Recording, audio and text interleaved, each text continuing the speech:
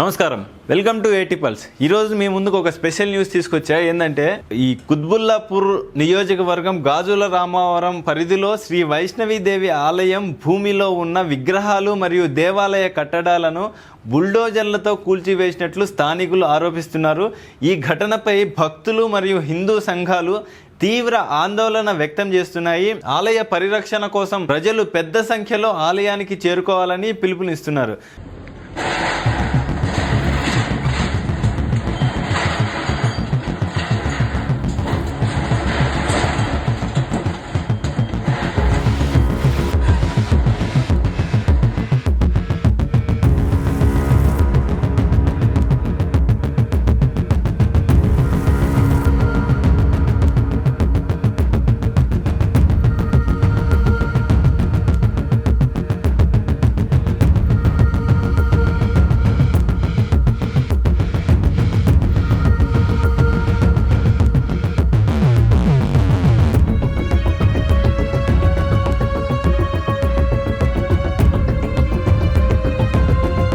ఇది సత్యనారాయణ స్వామి దేవాలయం ట్రస్ట్ 1996లో ఇక్కడ దేవాలయం ఇనాగ్రేషన్ అయింది. 10 ఎకరాల ల్యాండ్ దేవాలయానికి అలాట్మెంట్ అయింది.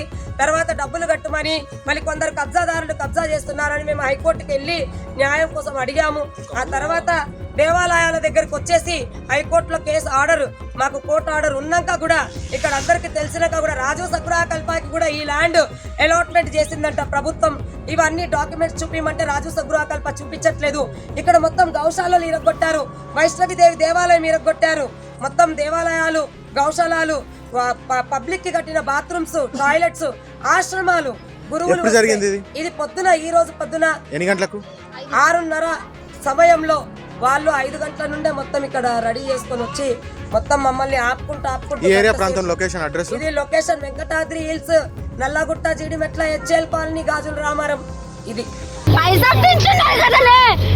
వద్దు మేడం, ప్లీజ్ మేడం, మేడం వద్దు మేడం, పోయినా సరే పోయినాం మేడం, మేడం చచ్చిపోతున్నాం మేడం మేము. ఏంది మేడం, వద్దు మేడం,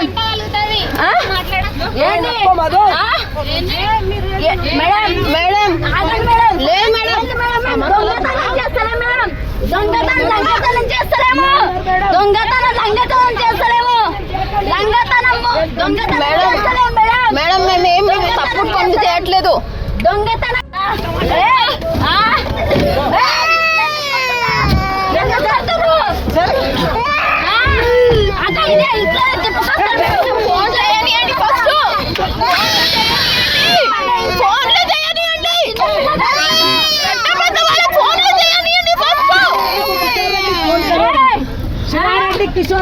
సో అక్కడ జరుగుతున్న ఈ అరాచకాల గురించి మనం ఈరోజు అక్కడ ఎవరైతే ఆ వైష్ణవదేవి ఆలయం దగ్గర ఆ దేవిని రోజు పూజలు చేసుకుంటా ఒక కుటుంబం ఉంది. ఆ కుటుంబంలో జ్యోతి అనే ఆవిడ ఉన్నారు. ఆమెకు కాల్ చేద్దాం.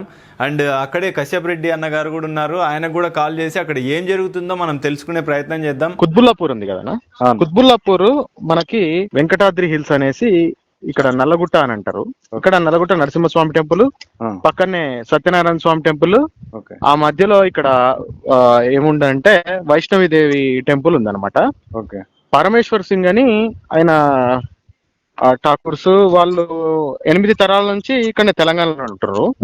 వాళ్ళు ఏం చేశారంటే ఇక్కడ గవర్నమెంట్ నుంచి ఒక 10 ఎకరాలు అప్పట్లోనే రాజశేఖర రెడ్డి అంతకు ముందు పీరియడ్ లోనే ఒక 30-40 ఇయర్స్ బ్యాక్ లోనే ఇక్కడ గుట్ట ఉన్నది. గుట్టని అభివృద్ధి చేసి ఒక టెంపుల్స్ కావాలంటే టెంపుల్స్ కి అలాట్ చేసినది గవర్నమెంట్.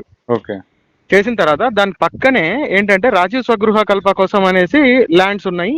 వాటిని డెవలప్ చేసుకుంటుంది అప్పటి వరకు గవర్నమెంట్. ఆ తర్వాత ఈ రాజశేఖర్ చచ్చిపోయిన తర్వాత ఏమైందనంటే ఈ రాజీవ్ స్వగృహ కల్ప అన్ని కూడా ఆగిపోయినాయి అన్నమాట. ఆగిపోయిన తర్వాత అవన్నీ అట్లనే బిల్డింగ్స్ అయిపోయినాయి. తర్వాత ఇప్పుడు ఏంటంటే మళ్ళీ వాటిని తిరిగి పునరుద్ధరించి గవర్నమెంట్ ఏం చేస్తుందంటే థర్డ్ పార్టీకి అప్పగిస్తుంది. ఆ థర్డ్ పార్టీకి అప్పగించినది ఇప్పుడు ఏం చేస్తున్నారంటే ఆ థర్డ్ పార్టీకి అప్పగించిన వాళ్ళ కన్ను ఆ ఏవైతే రాజీవ్ స్వగృహ కల్ప ఇళ్ల మీదనే కాకుండా పక్కనున్న టెంపుల్ ల్యాండ్ మీద కూడా పడింది అనమాట. ఈ పరమేశ్వర్ సింగ్ అనేటువంటి వాళ్ళు వాళ్ళ కూతురు, అంటే ఆయన లేట్ చనిపోయినారు, వాళ్ళ కూతురు ఇవన్నీ డెవలప్ చేశారు అనమాట. అక్కడ చేసి వాళ్ళు ఇక్కడే ఉండి చేసుకుంటున్నారు. అయితే ఇప్పుడు ఏమైపోయిందనంటే ఇప్పుడు ఈమెతోనే మాట్లాడండి డైరెక్ట్. సాధారణమైన పత్రం అంటించి మీ పేరు ఇవన్నీ చెప్పి మాట్లాడండి. హలో, నమస్కారం. జై శ్రీరామ్. జై శ్రీరామ్ అండి. అసలు నోటీసులు ఇచ్చారా అండి మీకు? నోటీస్ మనకి ప్రభుత్వం నోటీసు రాలేదు, కోర్టు నుండి రాలేదు. అదే రాజీవ కల్ప ఏదో అర్ధరాత్రి వచ్చి 18వ తారీఖు డేట్ వేసి 19వ తారీఖు రాత్రి పెట్టిపోయారు. అది పొద్దున 20వ తారీఖు చూసి మేము లోకల్ కార్పొరేటర్ కి ఇవన్నీ మాట్లాడడం కూడా జరిగి అక్కడిక్కడ తిరిగేసరికి ఈ రోజు వచ్చి ఆర్టీఐ చేద్దాము, సండే సాటర్డే వచ్చింది కదా, రాజీవ్ సగృహకల్పకి ఈ ల్యాండ్ ఎలా అలాట్మెంట్ అయింది అన్నది మా అడ్వకేట్ రాసిచ్చారు. అవన్నీ చేసి వానర్ సేన భయ్య వాళ్ళతోటే ఆర్టీఐ చేద్దామని రెడీ చేయించేసాము. నిన్న కేశవన్నకు కూడా పంపించాను. ఈ రోజు పొద్దున పోయి ఏసీపీ గారితో కలిసేది ఉండే, 9 గంటలకు 10 గంటలకు పోయేది ఉండే. ఆ తర్వాత హిమాయత్ నగర్ పోయి రాజీవ్ సగృహకల్పకి అది ఇచ్చేది ఉండే. అప్పట్లోనే 5 గంటలకు వచ్చేసి మొత్తం మాట్లాడనీయకుండా చేయనీయకుండా మమ్మల్ని గుంజేసుకుంటూ గౌశాల అడ్డుంటే గౌశాలను కూల్చేసి ఆవులన్నీ వదిలేసి ఇంట్లో మేమున్న నివాసం ఆశ్రమం అవి అన్ని కూల్చేసి తర్వాత కొబ్బరికాయల షాపు, బాత్రూమ్స్, టాయిలెట్స్ పబ్లిక్ కి కట్టించినాయి. మళ్ళీ కళ్యాణ మండపం మొత్తం కూల్చేసి అమ్మవారి దేవస్థానం లోపలికి ఎంట్రెన్స్ మొత్తము షెడ్ కూల్చేసేసారు. గౌశాల మొత్తం కూల్చే ఇప్పుడు ఆవులన్నీ బయటే ఉన్నాయి. వర్షాకాలం అర్ధరాత్రి కూడా ఏడనాంతాయో అని చూసుకుంటూ తిరిగే నాకు నా ఆవులు నానొద్దని వాళ్ళు ఇప్పుడు ఆవులకి నీడ లేకుండా చేసిపోయాను. స్వామి, నేను అమ్మవారి కామాఖ్య దీక్షలో ఉండి కూడా నా అమ్మ కామాఖ్య ఏమి చేయలేకపోయింది. బాధపడకండి అమ్మా. అంటే ఇప్పుడుండే గవర్నమెంట్ మాకు ఇప్పటి నుంచి కాదమ్మా, ఈ గవర్నమెంట్ 2008 నుండి మేము ఆర్డర్ తెచ్చుకున్నా గానీ 9 నుండే బాధలు పెడుతున్నారు. ఆ వైఎస్ఆర్ రాజశేఖర్ రెడ్డికి మంచిగా వేసింది, అప్పటి నుంచి ఆగిపోయినాయి అనుకున్నాము. మళ్ళా రీసెంట్ గా డీల్ చేసుకున్నారు. బైఆర్ఎస్ రాజీవ్ సగృహకల్ప డీల్ చేసుకొని ప్రైవేట్ ఆప్షన్స్ పెట్టి అమ్మేసుకున్నారు బిల్డింగ్స్. కానీ ఇంకా రాజీవ్ సగృహకల్ప ల్యాండ్ వాళ్ళు లోపల గూడు పుటాని చేసి తగ్గిపోయింది. ఇది చాలా మెయిన్ పాయింట్ అండి. 27 ఎకర్స్ ల్యాండ్ లో వాళ్ళ ల్యాండ్ వాళ్ళకి లేదు. ఆ ల్యాండ్ వాళ్ళ లెక్క చూపియాలి. ఆ లెక్క చూపించడానికి మన దేవాలయ స్థానాల ల్యాండ్ మొత్తం ఆక్రమించుకున్నారు 5 ఎకరాలు.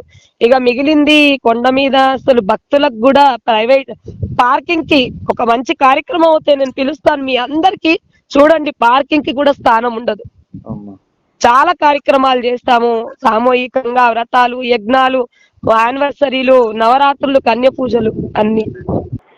అయితే ఇప్పుడు పరిస్థితి ఎట్లుందమ్మా అక్కడ? అంటే పరిస్థితి అసలు ఎవరికి ఇక్కడ దేవుడు అంటున్నాం కదా మనము.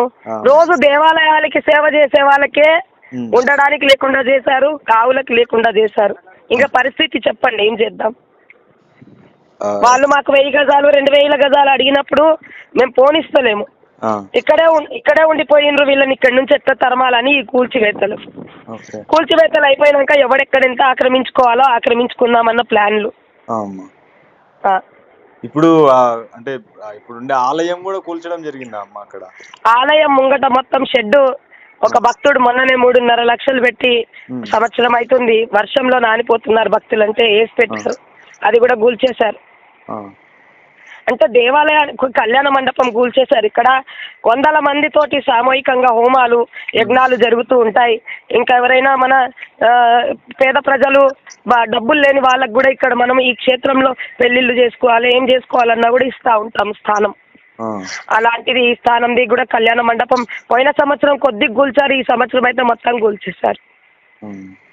ఈ డెవలప్మెంట్ పేరుతో తెలంగాణలో చాలా వరకు టెంపుల్స్ నే కూల్చడం జరుగుతుందమ్మా. అసలు మరీ దారుణంగా ఉంది ఈ గవర్నమెంట్ వచ్చినప్పటి నుంచి. ఆ డెవలప్మెంట్ చేస్తారో లేదో తర్వాత సంగతి, కానీ ఆలయాలు మాత్రం ఇప్పుడు ఈ ప్రభుత్వం అని నేను అనలేనమ్మా. ఎందుకంటే ముందు ప్రభుత్వం కూడా ఇలాగే ఉండే కదా. అవునవును. అంటే ముందు ప్రభుత్వం కూడా ఇలాగే చేసింది, ఈ ప్రభుత్వం ఇలాగే చేస్తుంది. ఏ ప్రభుత్వాన్ని మనం నమ్ముదాము? అసలు ఎక్కడ న్యాయం ఉందని నమ్ముదాము? ఫస్ట్ ఆఫ్ ఆల్ మన హిందువులు సక్రమంగా లేరమ్మా. అంటే జాగృతంగా ఉంటే అందరు కలిసి ఒక మాట మీద నిలబడి సహాయం చేయొద్దని కూడా మీకు ఆర్ఎస్ఎస్ వాళ్ళని తిట్టిందని ఎవడో కట్టుబడినోడు చెప్తే ఆ మాటలు నమ్మి కూడా మనోళ్ళు రారు ముందు. అవునవును.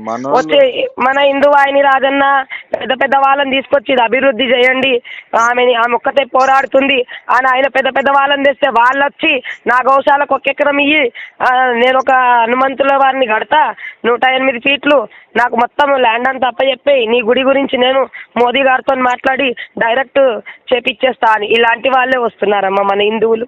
మీరు బాధపడకండి అమ్మా, మనం దానిపైన మనం చేయగలిగినంత వరకు మనం చేయగలుగుతాం. మేమైతే అక్కడ నిలబడతాం ఖచ్చితంగా న్యూస్ ఛానల్ తరఫున. ఖచ్చితంగా అది పునరుద్ధరించే విధానంగా మనం మీరందరు కలిసిండ్రు, మీరే వానరులు, మీరే హనుమంతులు, మీరందరు చేస్తేనే అవుతుంది. ఖచ్చితంగా నిలబడదాం. అంటే నేను ఇన్ని రోజులు చౌకీదారుగా ఇక్కడ ఉన్నాను, నా ఇక్కడే వండుకుంటూ దేవాలయాలు పొద్దున్న నుంచి రాత్రి వరకు ఊడ్చుడు దగ్గర నుండి ఆ పూజలు హోమాలు అన్ని మేము చేస్తూ అన్ని కాపాడుతూ ఈ రోజు వరకు ఉన్నాము.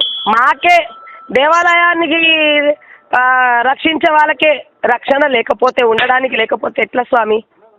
అదే అమ్మా, అదే మరి దారుణంగా ఉంది. దానికి తోడు ఇప్పుడు మేము లేకపోతే గుడుపు మొత్తం ఊడ్చుకొని వేద్దామనే కదా వీళ్ళ ఆలోచన. అవును, ఇక్కడ నేను లేకపోయాను అనుకోండి, నేను లేకపోతే మొత్తం ఊడ్చుకొని నాకేస్తుంది కదా ఇప్పటిదాకా. ఆల్రెడీ పోయింది, ఆ పోయిన దానికే పోరాడుతున్నాను. ఇది కూడా మొత్తం గుంజి అంటే నా మీద ఇట్లాంటి దౌర్జన్యాలు దెబ్బ మీద దెబ్బ కొడితే మొత్తం అంతా ఇక నేను లేవను, నేను వదిలిపెట్టి వెళ్ళిపోతాను అనేసి అనుకుంటున్నారు. నా కంఠంలో ప్రాణం ఉండంగా గుడి చేసుకొని అయినా ఈయనే ఉంటా, నా పని నేను చేస్తూనే ఉంటా, నా సనాతనాన్ని నేను. వీళ్ళు నన్ను ఈ కొజ్జోలు నన్ను కొజ్జదాన్ని చేయలేరు. వాళ్ళు హిందువుల పేరు మీద ఏ ముస్లింలు వచ్చి ఇక్కడ బాధలు పెట్టరమ్మా ఎప్పుడు. ఏ ముస్లింలతో మాకు బాధలు కాలేదు, ఇబ్బందులు కాలేదు. మొత్తం హిందువులే. కార్పొరేటర్ బీఆర్ఎస్ లో ఉండి బీజేపీలోకి వచ్చిండు. ఈటల రాజేంద్ర అన్న దగ్గర పోతే ఈటల రాజేంద్ర అన్న పోయి మళ్ళా ఆ పులి నోట్లను అక్కని పెట్టినాడు, నన్ను తీసుకుపోయి ఆ నోట్లోనే పెట్టిండు. ఆయన ఇంకా గూలని ఇల్లు కూడా 2వ రోజే గుల్పిచ్చేసిండు పెద్ద మనిషి. ఎందుకంటే 7 సంవత్సరాల కింద బీఆర్ఎస్ లో ఉన్నప్పుడు ఈ దేవాలయం అప్పచెప్పమన్నాడు, ఈ జాగంతా అప్పచెప్పమన్నాడు. నేను ఈ దేవాలయం అప్పచెప్పలే, ఈ జాగ అప్పచెప్పలే. అందుకని ఇవన్నీ జరుగుతున్నాయి. మీరు రండి, మీరు ఎప్పుడు వస్తున్నారో చెప్తే ఖచ్చితంగా వస్తాం, బయలుదేరుతాం. మీరు నిలబడండి అమ్మా, మీకైతే ఖచ్చితంగా మేము సపోర్ట్ గా నిలబడతాం. చెయ్యండి, అందరు చేస్తేనే ఇది న్యాయం జరిగేటట్టు. రండి, ఖచ్చితంగా వస్తామమ్మా. సరే, ఉంటానమ్మా. జై శ్రీరామ్. విన్నారు కదా, మన హిందువులంతా జాగృతమయ్యి ఖచ్చితంగా ఆ ప్లేస్కి పోయి ఆ ఆలయాన్ని దక్కించుకునే ప్రయత్నం అయితే చేద్దాం. మనం వింటున్నాం ఆ మాటలు. అంటే అక్కడ ఉండే ఆలయాన్ని అంటే హార్ట్ ఆఫ్ ద ప్లేస్గా పరిగణించబడే ఆలయాన్ని కూల్చేసి ఆ స్థలాన్ని ఆక్రమించే ప్రయత్నం జరుగుతుంది అక్కడ. సో ఆ ప్రయత్నంలో కొద్ది భాగం ఆల్రెడీ కూల్చడం కూడా జరిగింది. మనకు విజువల్స్ చూస్తే అర్థమవుతుంది.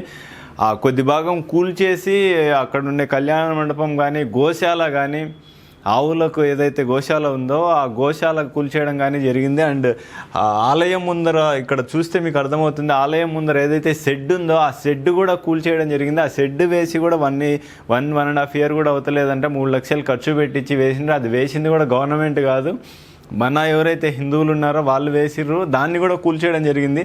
ఇంత దారుణంగా జరుగుతుంది.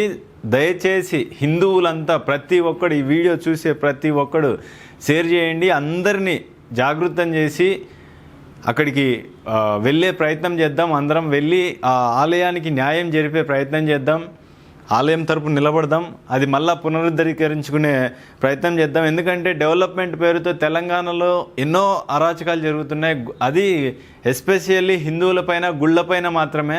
వీళ్ళకు వేరే సంబంధించినవి రోడ్లపైన లేకుంటే ప్లేస్లలో వీళ్ళకి కావాల్సిన స్థలాల్లో కనిపించవు. వేరే కమ్యూనిటీకి సంబంధించింది ఓన్లీ హిందువులకు సంబంధించిన గుళ్ళు కానీ, లేకుంటే ఇంకా హిందువులకు సంబంధించిన ఏ అయితే గోశాలలు కానీ అవి మాత్రమే కనిపిస్తాయి. ఎందుకంటే హిందువులు చులకన, హిందువులంతా జాగృతం అవ్వరు. ఎవడికోడు కులాల పేర్లు చెప్పుకొని, మతాల పేర్లు చెప్పుకొని ఏదో ఒక సపరేట్ బతుకుంటాడు వాడు. సో వాడిని అసలు ఆ హిందూ అనేవాడిని మనం పరిగణనలోకి తీసుకోవాల్సిన అవసరం లేదనే ఆలోచన మనం తెప్పించినాం. సో ఆ ఆలోచన పోగొట్టే విధంగా మనం అందరం అక్కడికి వెళ్ళి జాగృతమయ్యి అక్కడికి వెళ్ళి ఈ ఆలయాన్ని పునరుద్ధరీకరించే ప్రయత్నం అయితే చేద్దాం. ఎందుకంటే ఈరోజు ఒకటే ఆలయం కదా అని వదిలేసినాం అనుకో, రేపు ఉండే ఆలయాలన్నీ కూల్చేస్తారు. ఆలయాలు కూల్చేయడం వల్ల ధర్మం మనకు దూరం అవుతుంది. ధర్మం దూరం అయితే ఏం జరుగుతుందో అంటే ఆల్రెడీ చూస్తున్నాం. ప్రజెంట్ జిహాదులు ఒక 36 జిహాదుల పేర్ల మీద ఎన్నో అరాచకాలు జరుగుతున్నాయి. అటువంటివి ఇంకా డబుల్ త్రిబుల్ అవుతాయి. మళ్ళా ఔరంగజేబు అటువంటి వాళ్ళ పరిపాలన మనం చూడాల్సి వస్తుంది.